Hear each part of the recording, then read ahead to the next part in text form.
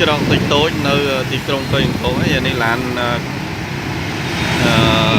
SA 15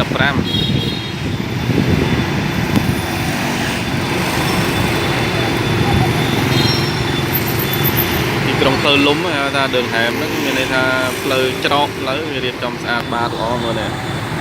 ឃើញទេហើយគេរស់នៅគេលក់ដូរតាមច្រកហ្នឹងឡើងស្អាត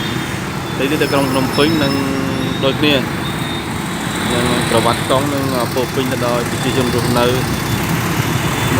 ដូចទីក្រុងបេកូនេះកាលណាកំណើតប្រជាជនកាន់តែច្រើន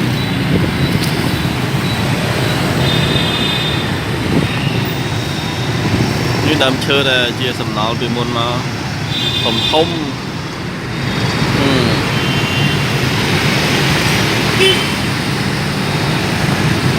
ដើមសិតដើមមកគីតាំងពីមុនសង្គមនេះនោះ